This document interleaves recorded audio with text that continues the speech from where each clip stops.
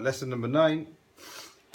This is kind of carrying on from where we left off last week. I actually wanted to continue this from last week because if you remember what we did last week, do you remember what we did last week? For those who were here, 7 days is a long time, isn't it? Yeah, it's a long time, Sheikh.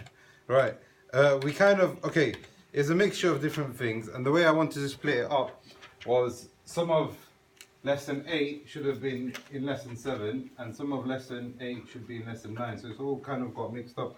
But if we could have done it the way I wanted to do it, I think it would have flowed a bit better.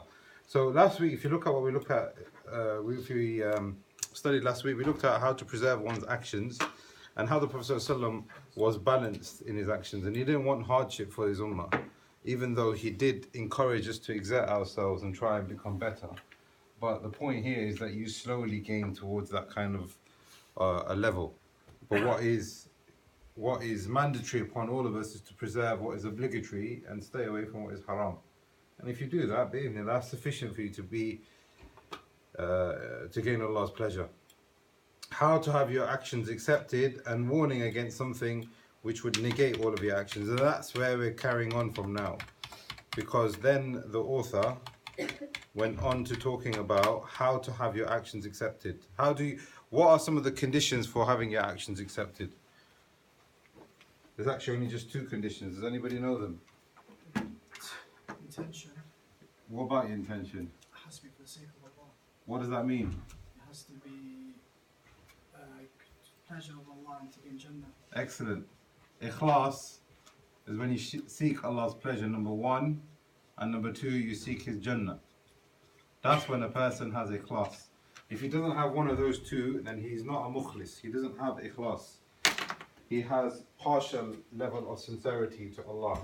So now you have some people who, like the extreme Sufis, they will say that we just want to make Allah happy with us, and we don't care about entering His Jannah. If He punishes us in the fire, it doesn't matter, as long as Allah is happy. That's not ikhlas. And then there are a certain group of people who just want His Jannah and they're not really bothered about Allah's pleasure. Well, they claim to want Allah's Jannah, and you can see how a level of Nifaq can fall into that also. Ikhlas, a person who is pure, is one who wants to see Allah happy and he wants to get His Jannah. What's the second category? What's the second condition for your actions to be accepted? According to the Sunnah. So then the author has brought this chapter here that we have been commanded to preserve the Sunnah. Okay, let me give you a scenario. You meet somebody and you feel that he hasn't got one of these 2. What would you advise him? So say for example, he's a bit extreme in his views. Maybe he's a bit liberal in his views. Maybe he's a bit, say he comes up to you and says, brother, come with me, let's go and stay in the masjid for 3 days and we can pray salah. And what else do you want to do? Just come in it. It'll be good. You improve your iman. Is that according to the Sunnah? What do you think? To rectify people, call them to the masjid so that they can pray. No emphasis on Aqidah, no emphasis on Tawheed, not teaching them what? Sunnah is not teaching them how to get their deeds accepted, how they can function as a Muslim in the West. None of this. It's just come and pray.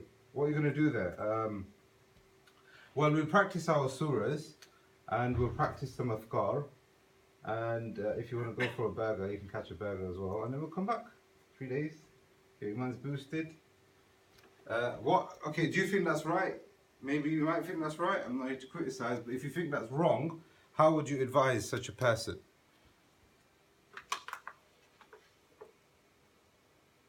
No advice. So we all agree with that then?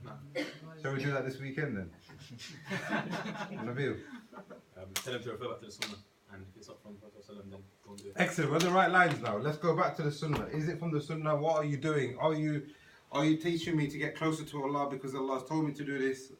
Is this a practice that the Prophet ﷺ has actually done? Is this a path that's going to lead me to His pleasure? Am I going to gain His Jannah? Brother, what's the Sunnah?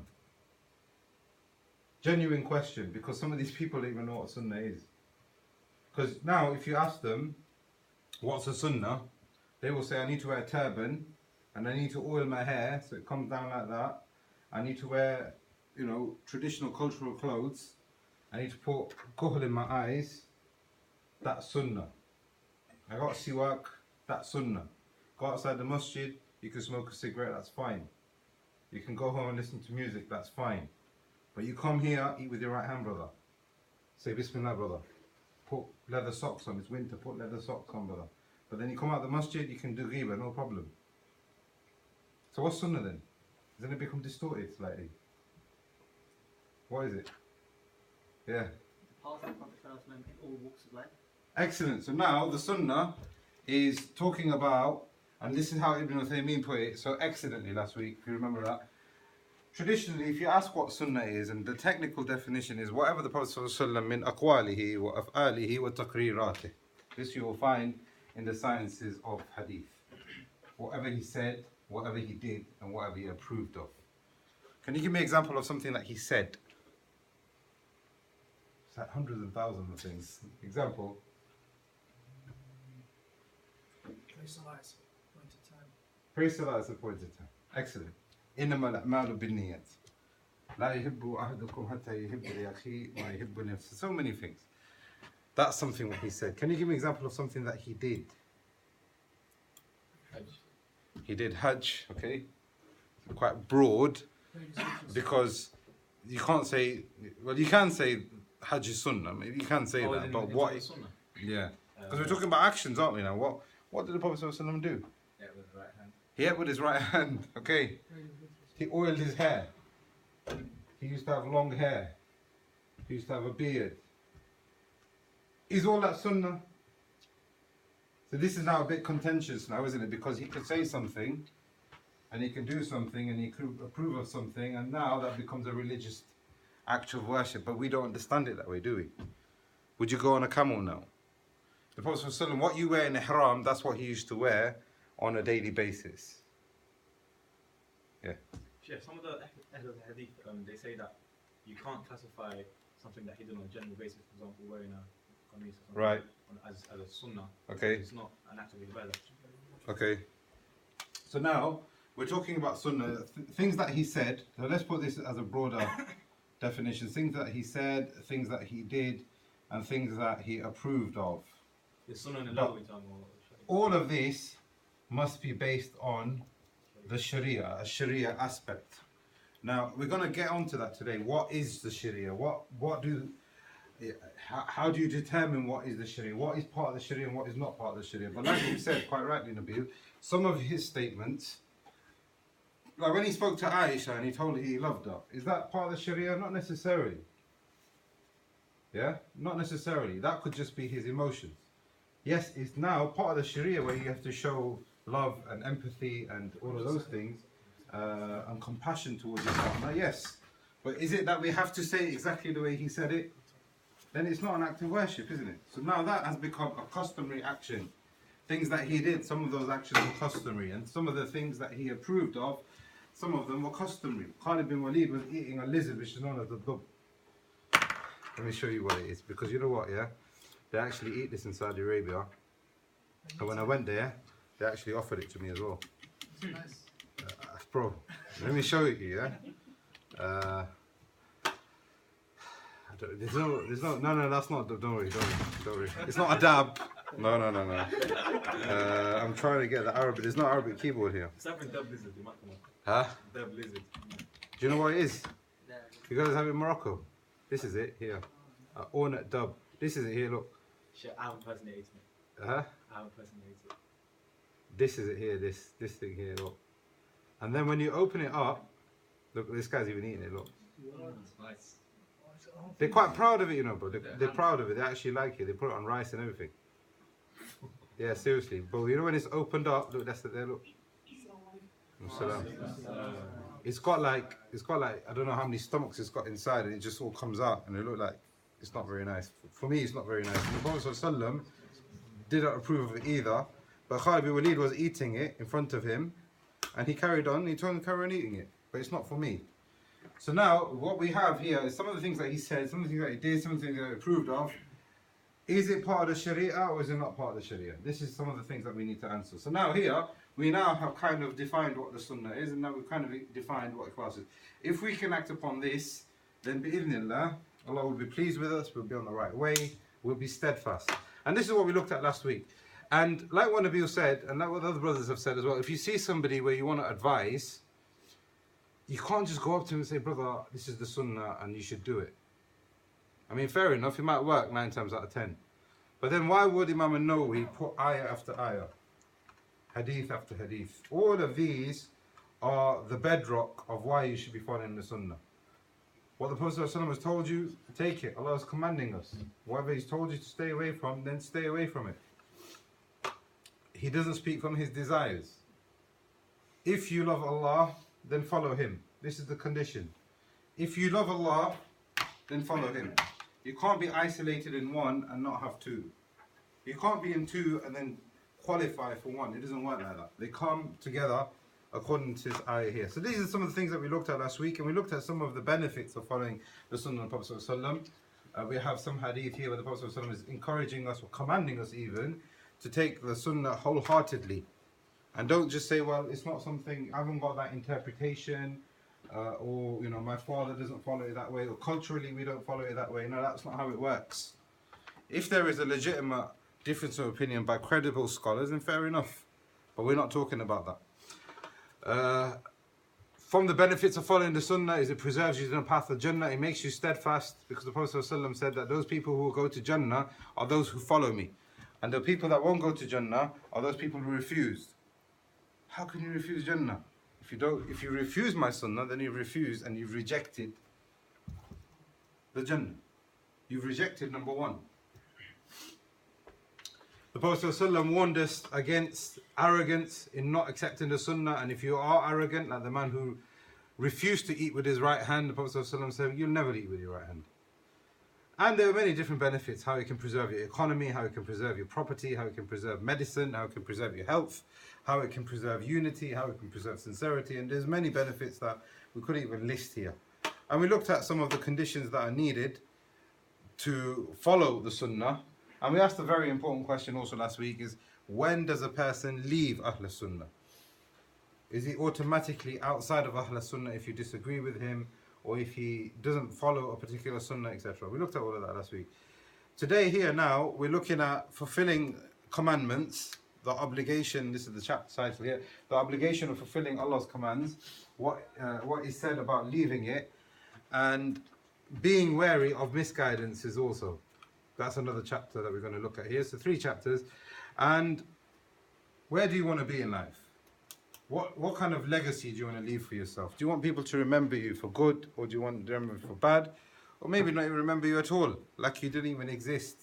Whether you sat there or you didn't sit there makes no difference. So this is what we're going to look at here. This is the first chapter. We've got the obligation of fulfilling Allah's commands. Whatever Allah has told you to do, you must do it.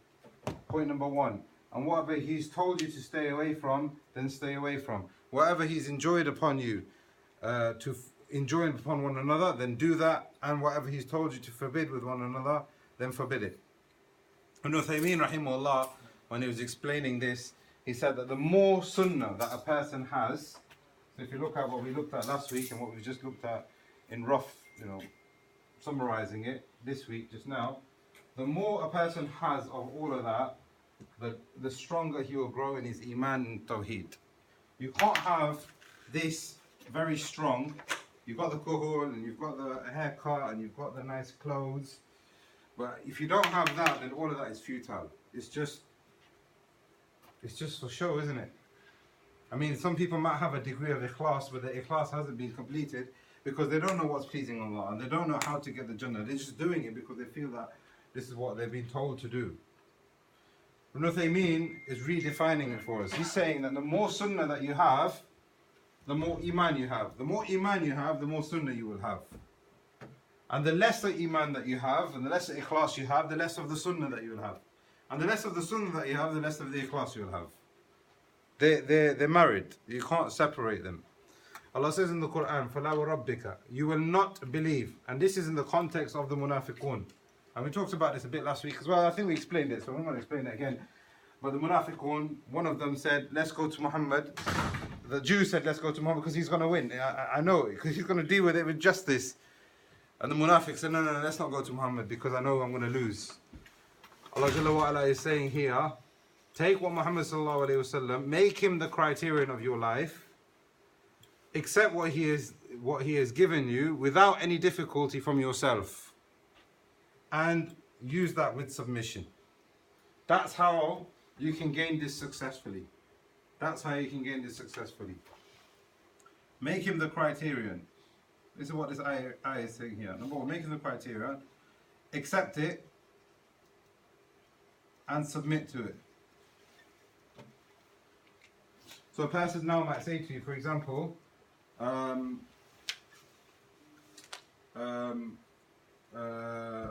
don't want to grow a beard. I don't want to grow a beard. Or I don't want to stop smoking. Or I don't want to stop listening to music. All of that falls in the Sunnah. Is that the criterion that the Prophet ﷺ has left for you or not?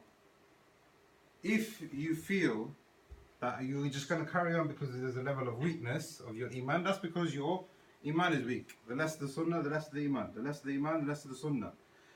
But as you can see in the context of this ayah here, if a person genuinely doesn't want to make Muhammad ﷺ his criterion, then there is a fear of Nifaq. There is a fear of shirk. There is a fear of kufr.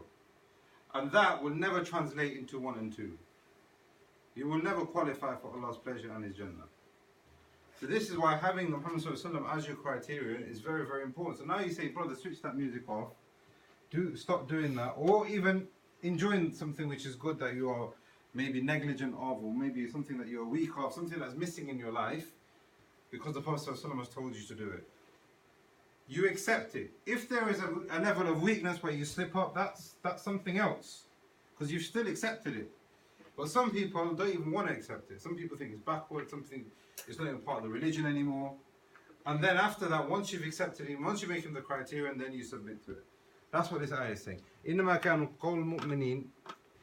The mu'minun, those people who have full iman and have criteria number 1 and 2, إِذَا دُعِيَ إِلَى اللَّهِ وَرَسُولِهِ لِيَحْكُمَ بَيْنَهُم. When Allah is calling them and the Prophet ﷺ is being told to abide by Allah and His Messenger, أَن يَقُولُوا سَمِعْنَا وَأَطَعْنَا. This is their motto in life. We've heard and we obey. And what happens with those people? They will have success. Now, like we've said here, just like the first ayah, both of these ayats, the second one also is Surah Nur. I think we talked about this a bit more last week as well. Surah Nur is basically an incident where the Munafiqun tried to disrupt the Prophet's house. They tried to assassinate his reputation. They tried to assassinate his character. They tried to mock him. They tried to insult his Sunnah. It's nothing new. It's nothing new. How did the Prophet ﷺ himself behave with it? So the believers, they said, we're just going to carry on. We've heard, we obey him. We're going to support him. We're going to support him in his life. We're going to support him in his Sunnah. They didn't go around killing people. They didn't go around insulting people. They didn't go around stabbing people just because they drew a cartoon or something. But both of these, and this is showing how the Prophet ﷺ dealt with Nifaq and people who hated him, people who disagreed with him in a harsh manner. But we also learn from an Iman perspective here that if this is how Allah is describing the Munafiqun, then we also need to know that we have to have certain conditions which will free us from Nifaq. And if you look at both of these ayat here, and this is what Ibn Taymiyyah as well has put down, that you need to have certain things which will qualify you from being free from Nifaq. You need to be from those people who have Iman. Qawl al-Mu'minin. You need to have the Prophet ﷺ as your criteria, as we've already explained. There has to be a level of acceptance and there has to be a level of submission. In this hadith here now, as we go into this chapter, is a very long hadith of how the companions, they heard the ayah, the last ayah of Surah al-Baqarah, or the second last ayah of Surah al-Baqarah, where Allah Jalla wa Ala says that anything that you do, Allah is going to hold you to account. Even if it's an internal thought, Allah is going to hold you to account to that. Is that hard? Even your thoughts, Allah is going to hold you to account. Do you think that's hard or not? It's extremely hard. It's extremely hard. Because everybody goes through a battle. The companions themselves says they go through a battle. So we came to the Prophet ﷺ and they said, Rasulullah, there's something we will accept. We're accepting all of it. We have Iman. We accept you as our source of legislation. We accept everything that you're telling us and we submit whole. But there's one thing, just one thing, that we think is going to be very, very difficult. Allah's going to hold us to our own thoughts, our own whispers that we have, our own weaknesses that we have internally. Even if we don't act upon them, we're trying to fight ourselves. Allah's still going to hold us to account. Allah Jalla wa Ala revealed the last ayah of Surah Baqarah. And in another narration, the Prophet ﷺ was there with Jibreel. And this ayah actually was revealed twice. Once he was there with Jibreel, and an angel came from Jannah, a door was opened that had never been opened before. And an angel came with this ayah and he gave it to Rasulullah ﷺ. And Jibreel told him that this angel, no one's ever seen him before. This door has never been opened before. And nobody's had anything like this ayah given to you before. None of the previous books. And the other time when this was revealed is when Prophet ﷺ met Allah Jalla wa Ala. And the last ayat of Surah al-Baqarah talk about submission, talk about faith, Amana Rasul, and it talks about submitting wa ta'na, and it talks about accepting the Prophet ﷺ as being the criterion, as submitting as much as they can to it. And if you make a mistake, and if you have a thought, and if you have a degree of weakness, if you go through a level of ignorance, Allah Jalla wa Ala said, I will pardon you. And Prophet ﷺ said, yes, Allah will pardon you, and Allah will give you victory, and Allah will make you successful. But those conditions have to be there, as the context of these ayat talk about. So these last two ayat, Surah Baqarah, talk about faith, it talks about legislation and accepting Rasulullah, and it talks about acceptance, and it talks about submission. Nabil? So was that last bit an amalgamation? Amalgamation. Yeah. What's amalgamation? Did it amalgamate the prior verse? Ah, you mean abrogate? Sorry, abrogate. My apologies. Yes, some of the ulama said it has been abrogated. Others from the ulama have said it has not been abrogated, because you can still be accountable for your thoughts, because thoughts is an action. Yeah, make sense? Yeah? Yes, no? It's like planning, isn't it? If, alright, so for example, if I ask you now, what's 1,000 times 1,000, Nahid? 10,000. He's thought about it, you have to think about it. That's an action. That's an action. So now, if he's just thinking, what's 1,000 times 1,000? That's just doesn't make any sense. Let me just forget the way I'm thinking, yeah? That's not an action. But now he's sat there and he's thought of an action. It's just like every single one of us. When shaitan comes to you with a whisper, or your desires is telling you to do something, Allah Jalla wa Ala will not hold you to account unless you accept it and you actually genuinely start thinking about it. And then the next state after that is when you actually act upon it. Let me ask you a question now. What's the connection between the end of al-Fatiha, the end of al-Baqarah, and the end of al-Imran? How does Fatiha end? Hopefully we all know it. غير المغضوب عليهم اهدنا الصراط المستقيم صراط الذين أنعمت. Guide us to the right path, not the path of those people who have earned your anger, and not those people who have been led astray. Baqarah ends with Iman, acceptance, and submission. How does al-Imran end? Any hafiz here? Al-Imran ends with Iman. إن في خلق السماوات والأرض واختلاف الليل والنهار لآيات لأولي الألباب. And this is what the Prophet ﷺ, الذين يذكرون الله, and it talks about how they have Iman in their hearts. Then the end of Surah al-Imran goes on to talk about all of these things. All of these three surahs in quick succession, we're talking about roughly around 500 ayat, all end in the same way. And they're all connected, because when you're making the dua, Sirat al-Ladhina anamta alayhim until ad-dallin, Allah Jalla wa Ala is answering your dua, but then in the next surah and the surah after that, He's explaining how you can avoid falling into that. It's not just put there randomly, let's put the longest surah next. It doesn't work like that. All of these surahs explain one another. The Fatiha is explained by the Baqarah, and the Baqarah is explained by the Imran, and they're all brothers and sisters. And the conclusion, Iman, accepting and submitting. This is what will keep you happy and steadfast until you meet Allah. Al-Baqarah ends with a response to al-Fatiha. In it is a promise of victory. Al-Baqarah is a promise of victory as long as we don't resemble those people of ignorance and the people of arrogance, those people who are given the truth but are too arrogant to accept it. Allah wants for us to conceal ourselves. Allah wants for us to pardon ourselves. Allah wants for us to gain His mercy. Where do we get that from? وَاعْفُ عَنَّا وَاغْفِرْ لَنَا وَارْحَمْنَا. Allah doesn't want our weakness to be exposed.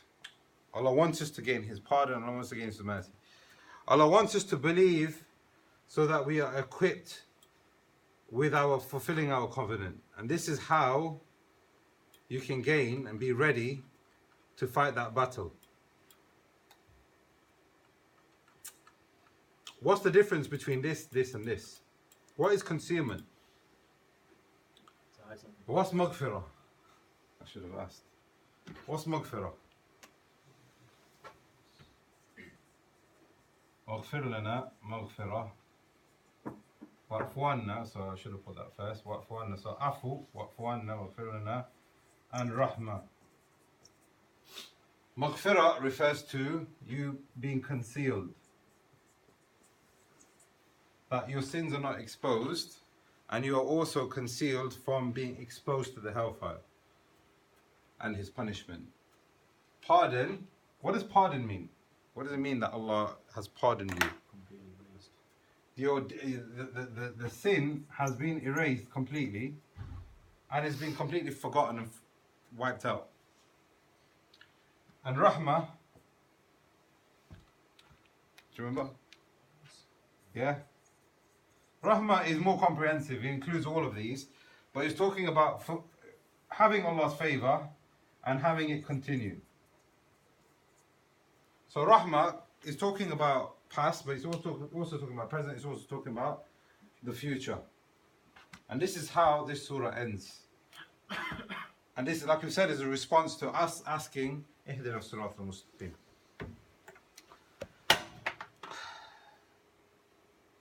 How can we gain these four characteristics? Conditions. We need certain conditions, and that's the next chapter. The prohibition against innovating and inventing new practices. You cannot ever get anything anywhere near this, and those four things that we've mentioned, or the three that are here, if a person is going to happily innovate into the religion. And the Sharia is not sufficient for him. Ikhlas is not sufficient for him. The Sunnah is not sufficient for him, and it's not his criterion, and it's not something that he's willing to accept and submit to. Ibn Rajab rahimahullah said there's a hadith in this chapter which is actually half of the whole of the religion. It's actually half of the whole of the religion, as we will see. Allah says in the Quran, فَمَاذَا بَعْدَ الْحَقِّ إِلَى الضَّلَالِ. This here is a chart, so to speak, of what the haqq is, summarized for us by the ulama. If you take that away, then there's nothing left. If you take this away, then there's absolutely nothing left. If you're happy to innovate, people have innovated into ikhlas, and people have innovated into the sunnah, to the extent that there's nothing left. مَا فَرَّطْنَا فِي الْكِتَابِ مِنْ شَيْءٍ. Allah has not left anything that is important to you and important for you to know, except that it's been explained for you in this religion.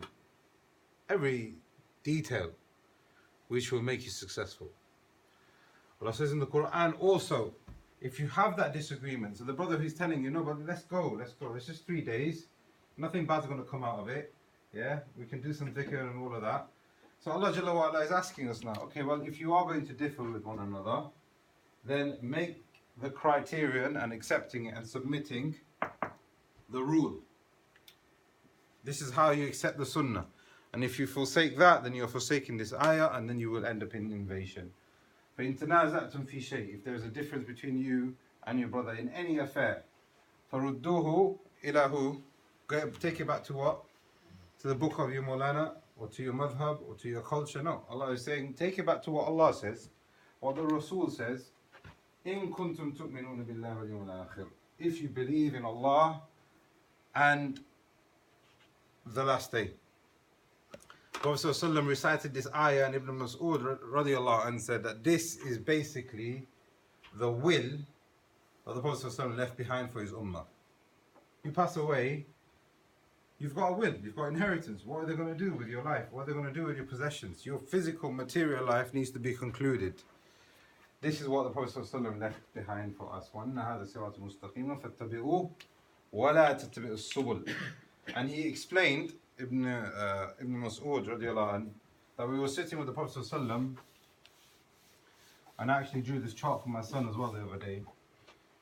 He was sitting, and in the sand he drew a straight line. And from this straight line, he drew lines coming out of it. So then they asked, what are you drawing? So the Prophet ﷺ said that this is the Sirat al-Mustaqim. If you stay on this, you will get to Jannah. But do not follow the subul. فَتَفَرَّقَ بِكُمْ عَنْ سَبِيلِهِ. These are the subul. These are the ways of destruction and innovation and misguidance and a lack of steadfastness. And he said what there is there's a shaitan at the head of every single one of these calling you to deviate. So it could be that you're traversing here, you're 20 years old, you're 40 years old, and you're 60 years old, and now the shaitan of riba comes to you. And he says to you, bro, you're 60 years old. Your family, you haven't got a family house, you've been living in council housing all your life. You've got a phone call from the bank. Yeah? Okay, 60 years old, he's lived. And he's deviated because of that innovation. He rings up the Mulana, oh yeah, go for it. Why not get 2 houses? So then, 60, all of that, last moment, it's gone. It could be, like I was explaining to my son, it could be that this road is not 60 years long. This road could be 20 years long. And the person gets right to the end, and there's a shaitan there waiting for him. And this is what the Prophet ﷺ is telling us, that the only way that you can remain here until you get there is through the Sunnah of the Prophet ﷺ. And if you leave it, then you will be destroyed to your own peril. And the only way that you can do this is you have taqwa. Does anybody remember what taqwa is? Taqwa is a shield or a barrier, yes. But what does that shield and a barrier consist of?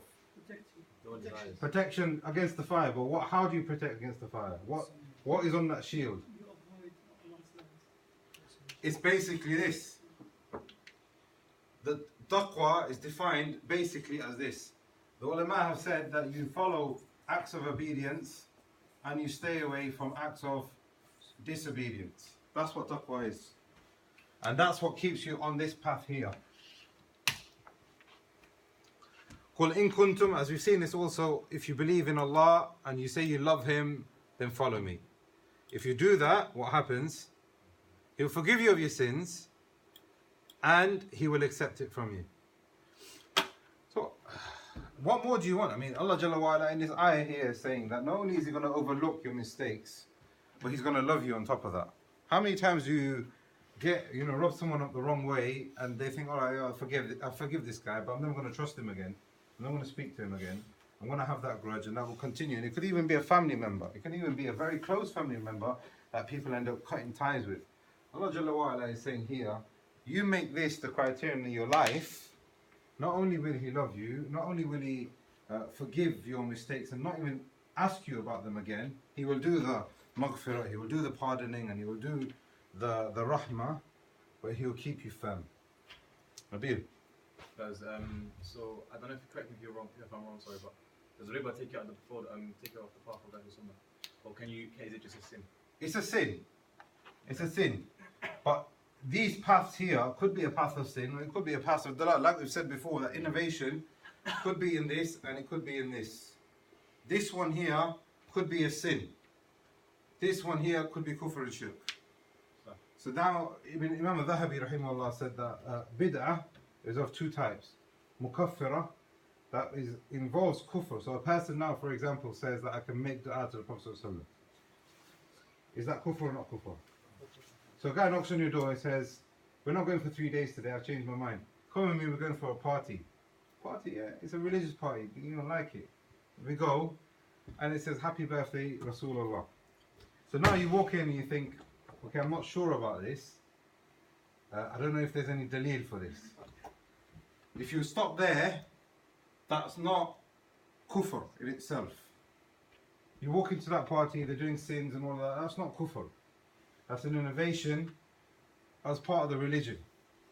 But then they switch the lights off and they start making dua to Rasulullah and they start doing all this other funky stuff.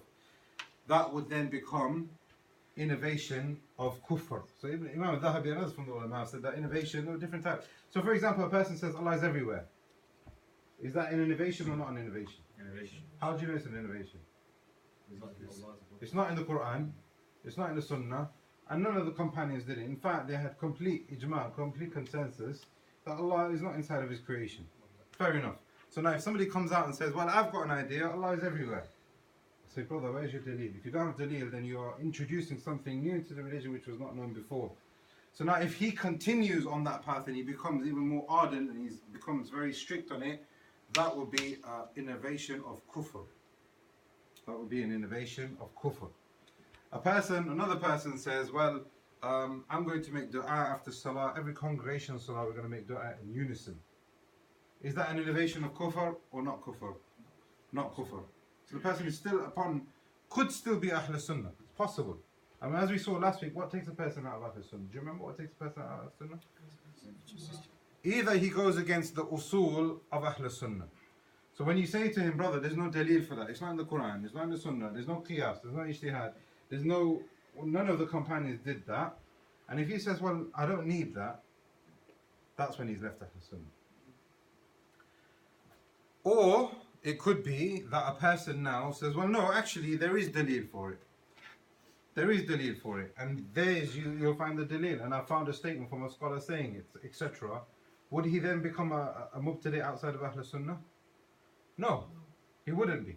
Because he's still trying to follow the dalil. He's not left the usul and the methodology of Ahl Sunnah, even if he's wrong. Even if he's wrong.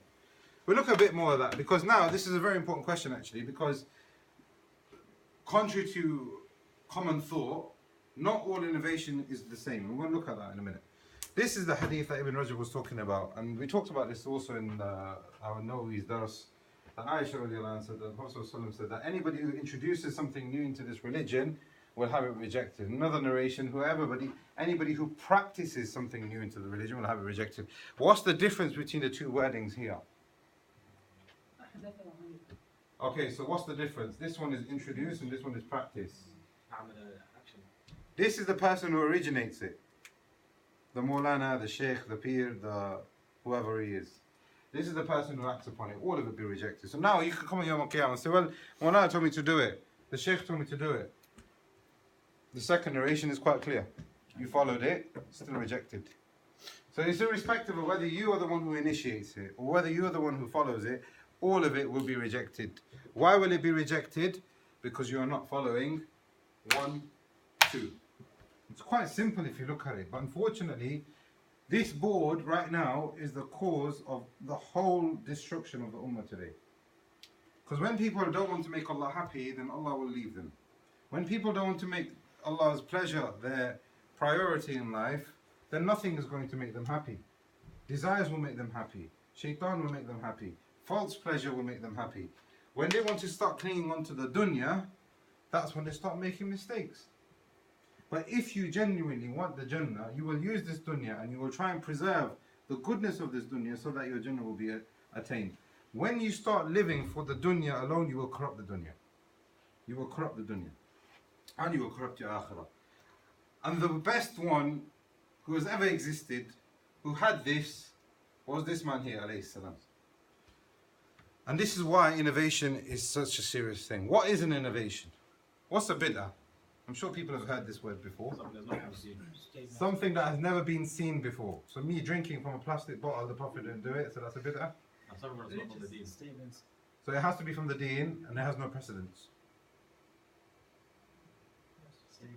So now, for example, I use a microphone to make the adhan. Is that a bid'ah? Why not? He's just said that it's not from the deen and it's not been done before. In terms of ibadah. But it's not too bad, isn't it? I'm using a microphone to make. But isn't that bid'ah al-lagwi? Is that a bit lughawi? Yeah. Rather than. Because. This is what I'm asking you, isn't it? I'm asking what is that? What would you? Statements, actions, or belief that's contrary to the so That's contrary to the sunnah. goes against the- An act of worship. That goes against the sunnah. So now, for example, if I walk into the masjid and we've got carpets, and we've got lines on the carpets, that's not in the sunnah. That's it. There's a qiyas on hadith. But if it, They might reject that, yes. And they might but if they see it as an act of worship, it will Excellent. become a bid'ah. I think this is what Nabil was saying as well, to be fair. Thank you. Imam al-Shatibi, I was just trying to be funny. Imam al-Shatibi said that anything which is introduced into the religion which is part of the Sharia, so you're putting into legislation and you're putting it as an act of ikhlas. Those two aspects are here. When you introduce something into the Sunnah and you want to do it to get closer to Allah. So now let's go back to that party. Why are we here for the party? Some of the companions did. No, they didn't. Okay, forget the companions didn't do it. People after Kim did it. Is that part of the Sharia then? Is that part of the Sunnah? No, it can never be. Okay, okay, let's forget that. Forget what the companions did. The companions would have done it if they could, hire a hall out, but they didn't have the chance to do it. But they loved the Prophet ﷺ, and they had a class, and they used to celebrate his life. So let's do it also. Yes, but there's a problem with that also, because this comes with that and that comes with this. So you can't isolate ikhlas and not from Sunnah, and you can't isolate the Sunnah from ikhlas. So if you look at what this definition is saying by Imam al-Shatibi, Imam al-Shatibi, by the way, he's got a book, and depends on what print you have, but it's about 4 volumes in Arabic, and it's just about, it's called Istisam, and it's just about bid'ah. It's like an encyclopedia about innovation, and it's got principles and it's got examples, and it's a treasure. And unfortunately, many people talk about bid'ah and they talk about making people a mubtadi', and they say that the person's not, on the correct way, etc. And they contradict this book heavily, unfortunately. But just looking at this definition, what Imam al-Shatibi is saying here is that innovating into the religion has 3 aspects. Number 1, you want to do it as an act of worship, of ikhlas to Allah. You want to introduce it into the Sharia, but there is no dalil from the Sunnah. Or there is no, like Ibrahim was saying, there is no dalil also from the Salaf. So it could be something that has been put into the religion, but the Salaf had that understanding that they got from the Quran and the Sunnah. That wouldn't be bid'ah. That wouldn't be bid'ah. Say that again, please. So for example, if the Salaf had an understanding of something, Yeah. but there isn't any direct dalil for it, but they had that understanding generally, then that wouldn't be an act of innovation. For example, if a person was to pray 20 rak'at for Salat Tarawih, could you say that's an innovation? Some ulama said yes, it's an innovation. Other ulama said no, it's not an innovation, because the Salaf had that understanding. Okay, there's no direct dalil. The Prophet ﷺ didn't pray 20, but they had the understanding that you can pray more than 11, you can pray more than 13. Therefore, you wouldn't fall into an act of it being an innovation. Make sense? Yeah? Good. 170. The Prophet ﷺ, whenever he used to make a khutbah, and this is what Jabir radiallahu anh said, his eyes would become red. Why would they become red? Passion. Because of passion and because he is shouting. And he showed anger just like he was warning against an army. And the thing is here, the Prophet ﷺ, when he used to make the khutbah, he had people around him that he wouldn't see for the rest of the week. So now what he would do is he'd use that opportunity to remind them of why they have been created. So now the ulama, they've said here, the reason why he would show anger and he would raise his tone, etc., is because he'd want that message to go as far as it could possibly. Do we do that now? No. Because we've got a microphone and you don't need to shout. The objective here is not to get angry and that your eyes go red and so that you can shout. That's not the point. The point here is that you deliver the message in the most eloquent way to the most amount of people that have attended, so that people can benefit. Otherwise, the person is coming for khutbah, the imam's talking, they can't even hear him at the back. So what's the point? And the Prophet ﷺ used to warn, just like an enemy that is about to attack you, and that enemy is advancing morning and evening. Is that a metaphor? Or is that actual? Is that literal? It's actually literal. It is actually literal. He's saying that there is an enemy, and like we've said before, over again, there is an enemy. And that enemy is in this room right now. That enemy is with you right now. That enemy does not leave you alone. Even when you are sleeping, that enemy wants to see you fall. And he will laugh. And he will accept that. And he wants to take you down in any opportunity that he can get. And the Prophet ﷺ said that I have been sent and the hour is like this. What's the gap? Is there a big gap, Hassan? Hassan, there's no gap at all, roughly. I have been sent and it is like this. And he used to say that the best speech is the speech of Allah. And the best guidance is the guidance of Muhammad ﷺ. He used to do this habitually.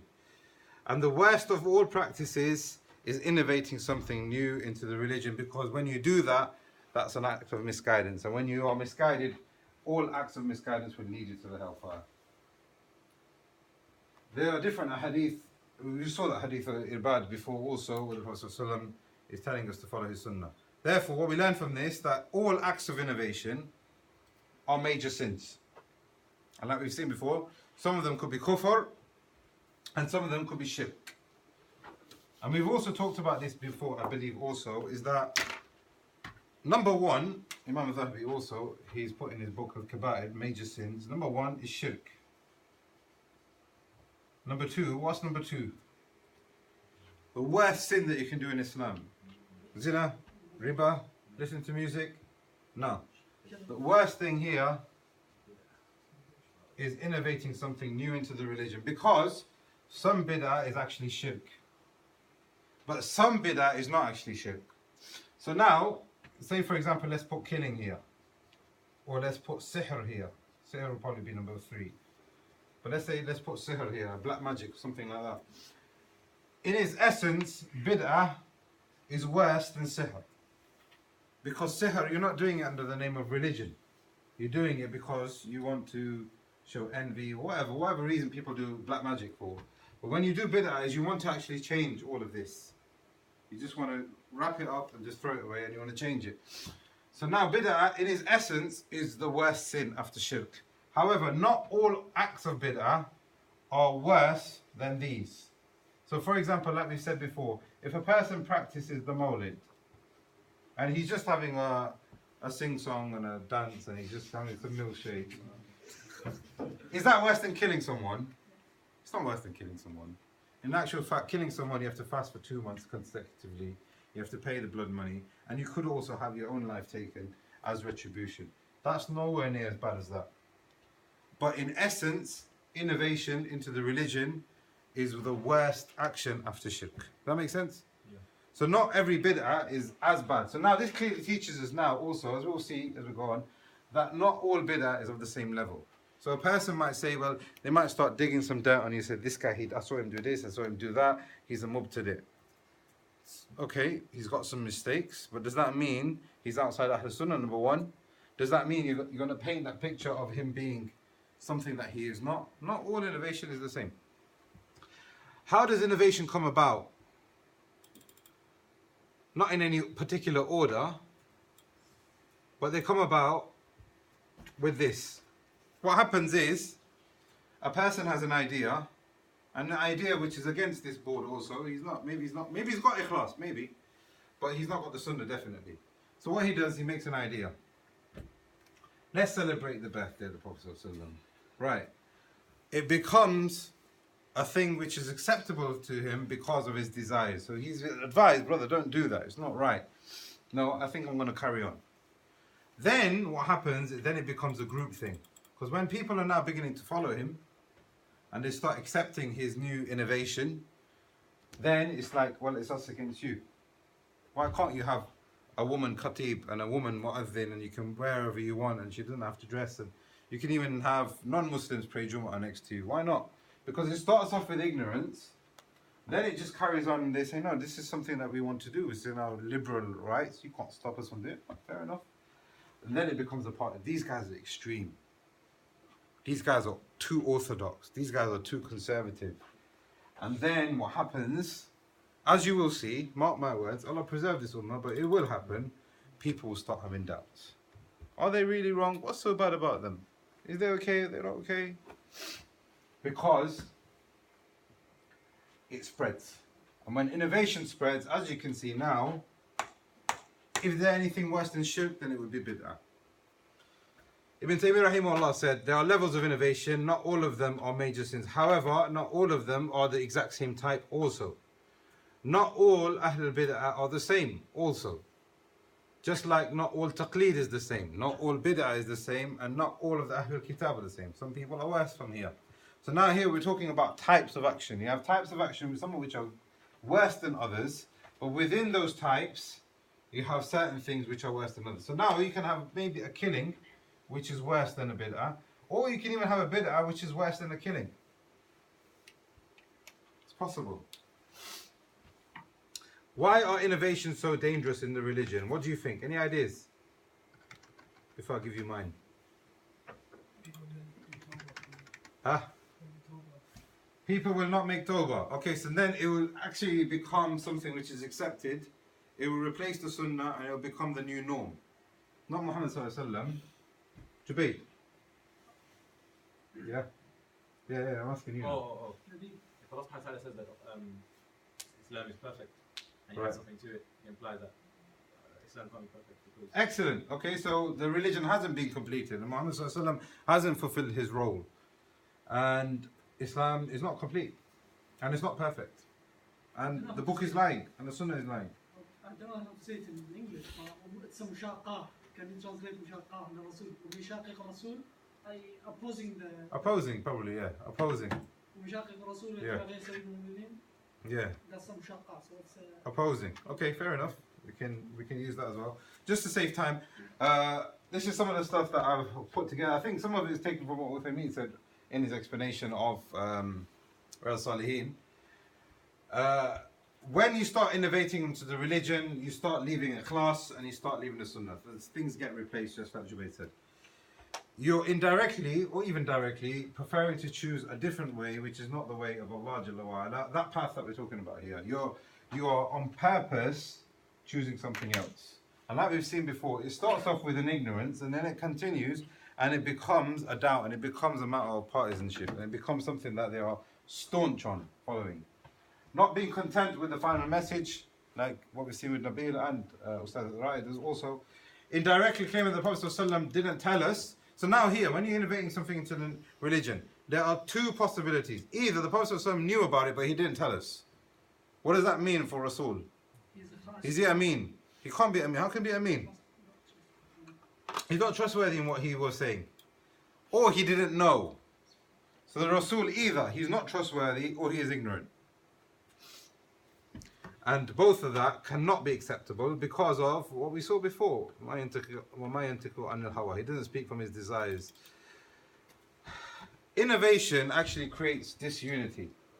So now, I'm sure you're aware that there are different even types of mawlid because there are different sects. And both of those sects are fighting one another. And they're saying that you're doing it wrong.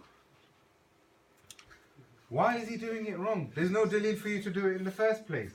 So what happens is when a person says, like for example, let's say now, for Salatul Asr, wouldn't it be better if we pray 5 rak'ah instead of 4? Is that better? No. Why not? I'm praying extra. I'm going to devote my time, 2 or 3 minutes extra, I'm going to pray 5 every single day. Yeah? Should we do that? So then, the next stage would be, well, if we're going to do 5, in the 5th rak'ah, why don't we have 2 rukus and 4 sajdas? Why not? Why not? There's no benchmark anymore. You can do whatever you want. And then when you start doing whatever you want, people will start being disunited. And this is one of the hikmah that the ulama have said, that you have one qibla. Why do you have one qibla? Because other they've been told to face any direction which is easier for them. And then they started, but if you have one qibla, all of the ummah are facing one way, this is showing that Islam is telling us to be united. We are upon the way of ikhlas. And we're facing that qibla because of ikhlas. Whether that Kaaba was there or not there, we will still face that direction. And because it's the Sunnah of the Prophet ﷺ. These are some of the rituals that we've been given. This is what we follow. This is our religion. So when you start doing that, so if you say, no, well, I'm not going to face the Qibla anymore, it's the same thing as saying, I'm not going to face the Qibla. You have a woman khatib who's not even dressed properly. SubhanAllah, you know this woman khatib, I saw her, yeah? It was on a news clip. She's wearing hijab. Why? Don't tell me it's in the Quran that I need to wear a hijab. Don't say that. Don't even bother saying that. Because then you're contradicting yourself on so many different levels. Disunity and non-conformity will spread. It gives rise to hypocrisy. How does it give rise to hypocrisy? When you start innovating, how would that be nifaq? Huh? Double standard. Double standard, exactly. You say, I love Rasulullah, but I'm not going to follow him. I want to seek Allah's Jannah, but I don't really need to follow the way that He's given it to me. I can make my own way there. That's nifaq. It justifies following doubts and desires, and once it starts, like we've said before, there is no end. There is no benchmark. The whole religion is completely collapsed now. Everybody can do whatever you want now. Everybody's completely liberal, and like Jubayd said, Shaitan, there's nothing that he likes more after shirk than this one. Why? Because you will never make tawbah from bid'ah. It's justified. It's justified. Imam Shafi said, I would rather meet Allah on the Day of Judgment with all of the major sins underneath the sun than meet Allah with one innovation. Why? Because when I'm meeting Allah with all of those major, I could have killed, I could have done all of those things, I know that it's wrong. And I'm going to meet Allah and I'm going to admit my mistake to Him. But when you got innovation, you're meeting Allah and say, look what I've done for you, Allah. And Allah will say, Jalla wa ala, kadhibt, you have lied. Whoever starts, another chapter, whoever starts a good or bad tradition, what happens if you start something good? Or if you start something bad? Well, let's see what happened with Adam alayhi salam. We've got a grandfather and he was put on this earth. Every single one of us came from that man. Every single one of us. It doesn't matter what colour you are, what race you are, what geographical situation you come from, what language you speak. All of us come from that one man. And that one man has left his own legacy, and we recite it every single day in the Quran. He went through a battle and we learn from his story. And that story, if now, for example, I've got my son, I want to tell my son the same mistakes that I've fallen into, and I want to preserve him and give him the best tarbiyah and the best of nurturing that I could possibly give. Send him to the best of schools, make him wear the best of clothes, have the best of activities, have a nice life, enjoy yourself, leave him something behind so he's financially comfortable, etc. Our father did exactly the same thing, and this is why Allah Jalla wa Ala talks about the story of Adam in many, many different surahs. In all of the long surahs, Adam is mentioned. After that, now not our grandfathers, our fathers and uncles, what they did is they rejected the way of Adam. And they started their own tarbiyah. So instead of listening to him, listen to me. Let's start killing people. Let's start making zina. Let's start listening to music. Let's start doing all of these things. And then what happened was all of the paths became distorted. So now you have groups of people here, groups of people here, and they're way far away from the actual path itself because of the legacy that people have left behind. Allah says in this ayah here that people are pairs. You are paired with those people. Now your family and your wife and your relatives are not necessarily your pairs.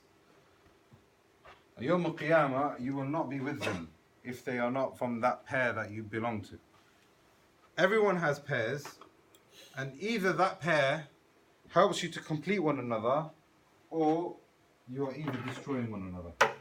But it could be, look at the end of Surah Tahrim. Allah Jalla wa Ala says that there is an example for those people who disbelieve. Nuh alayhi salam, Lut alayhi salam. They slept in the same bed. They had children with one another. They loved one another. They supposed she would cook for him and he would feed, provide for her and all of that.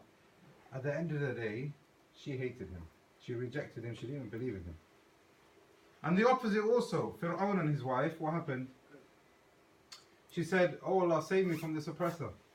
But that was her husband. That was her husband. Look at how pairs don't necessarily mean anything in the dunya. And those pairs can either complete you or destroy you. Allah Jalla wa Ala is saying here that He's made some people steadfast, Salamullah. He's made some people steadfast and people given this path here and following the tarbiyah of your father, not the mawlid, should really take that off here, that you follow the path that's been laid down for you of nurturing from your father, because he was your imam. And what he came to teach us what tawbah was, what ikhlas was, and how to fight that enemy who made him slip up. And he wanted this to become imams for each one of his progeny. He wants us all to succeed. How can you get that? And this ayah is actually telling us how you can succeed against your enemy. There are three things here that we mentioned here. وَجَعَلْنَا مِنْهُمْ أَئِمَّةً. Allah made some of the people from Bani Israel leaders, pioneers. And they followed, and Allah gave some of them prophethood. يَهْدُونَ, they were guided. How did they get their guidance? This is the question now. Allah said, Lamma. Now, Lamma is giving you the reason why they became guided and how Allah elevated them above just normal people. They had sabr, they had yaqeen. They had sabr and they had yaqeen. And that came with the default of them having iman. And we've talked about this before. We've talked about sabr, we've talked about yaqeen. So you can refer that back to that. But this is basically the tarbiyah that Allah Jalla wa Ala is telling us to have. And this is the way that Adam left us with. In this long hadith here, 171 Jabir, and we'll just summarize it. The Prophet ﷺ once gave a khutbah. And, the Prophet ﷺ came of a tribe, a group of people from the tribe of Mudr came. And they were extremely poor. So the Prophet ﷺ gave a khutbah, and he told them that there's a group of people that have come, and they need your assistance. So what happened is that the companions who heard this khutbah, and he was quite thought-provoking, etc. At the end of it, the Prophet ﷺ incited them to help these people and give them sadaqah. So then what happened is that so many of the Ansar and Muhajirun, people in Medina, they came with all of their sadaqah and they gave it to the people. And the masjid was full of wealth. And the Prophet ﷺ, when he saw that, he became absolutely excited. He loved it. His face started to glow. And the reason why is, and this is the chapter, this is what we are studying here. The legacy that you leave behind, you will be rewarded for it, even if you don't even know about it. You can come Yawm al-Qiyamah and you can have mountains and mountains of reward and you don't even know why or how you got that. Whoever introduces something good into Islam, which has already a precedence, then you will have the reward, and you reminding who will have that reward, and you teaching will have that reward for all of those people who follow it. But the opposite is also true.